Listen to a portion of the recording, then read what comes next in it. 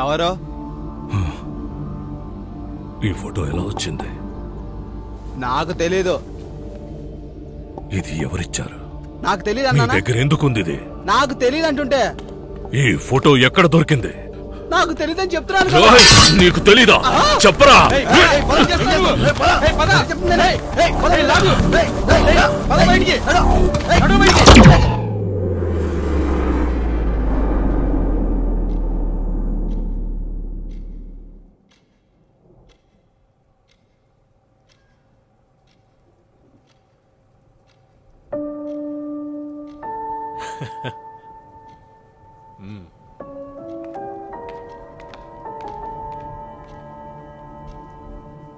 Joy,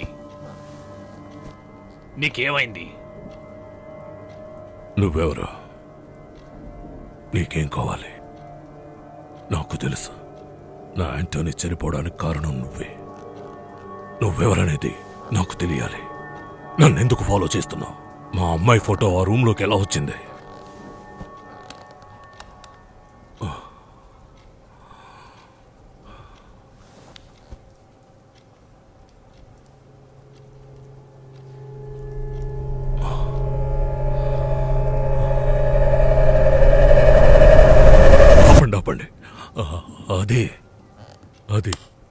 అది నేనే కదా డాక్టర్?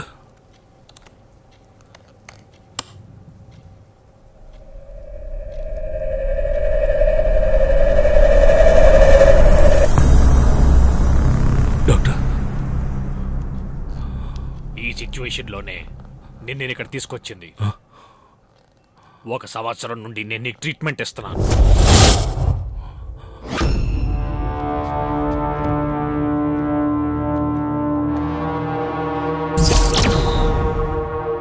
నీ గతం నువ్వు మర్చిపోతున్నా.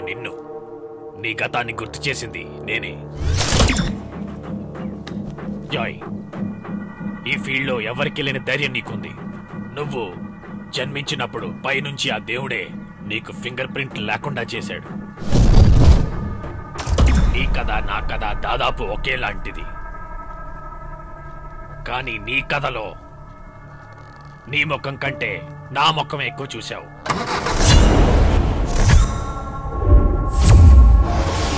ఒక సంవత్సరం క్రితం నీ జీవితంలో జరిగిన సంఘటనలు నా జీవితంలో కూడా జరిగాయి. అప్పుడు నేను చాలా క్షోభపడ్డాను. అప్పుడు నువ్వు మానసికంగా బాధపడ్డా, శారీరకంగా అలానే ఉన్నావు. వెళ్ళు, నువ్వు చేయాల్సింది ఇంకా చాలా ఉంది. నీ జీవితంలో నువ్వు వెతుకుతున్న కథ ఈ మొబైల్లో దాగుంది.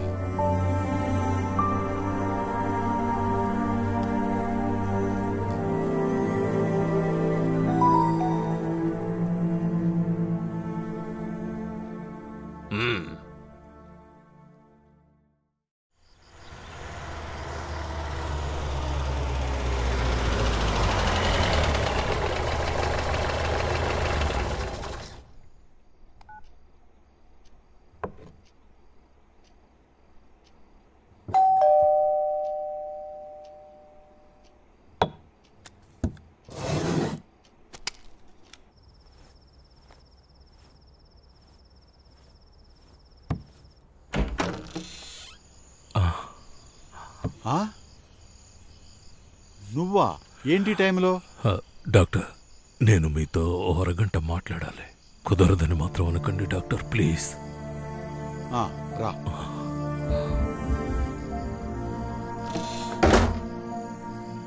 నేను నీకు ముందే చెప్పాను కదా జాగ్రత్తగా ఉండమని. వాళ్ళంత సామాన్యులు కారని.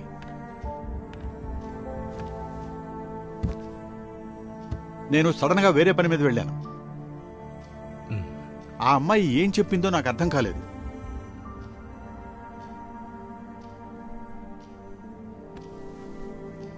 నా ఫోన్ని ఛార్జ్ పెట్టుకున్నా? అక్కడ పెట్టుకోండి.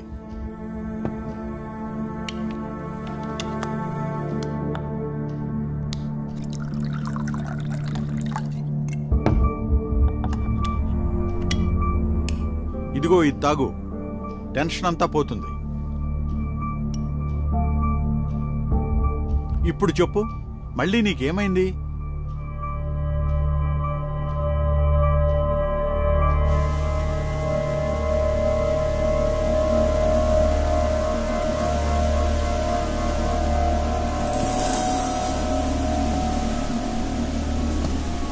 ఏయ్ జాయ్, నువ్వెక్కడికెళ్ళావు? నేను అనేవాణ్ణి కదా, నాకు తెలియకుండా నన్ను వెంటాడుతున్న వ్యక్తి, అతని కోసమే నేను వెతుకుతున్నాను. నువ్వు ఎవరి గురించి చెప్తున్నావు? హాస్పిటల్లో, పోలీస్ స్టేషన్లో, అన్ని చోట్ల వెతికాను. నేను అనుకున్నట్టు అలా ఎవరూ లేరు. అయితే ఇదంతా నా ఆలోచన మాత్రమే.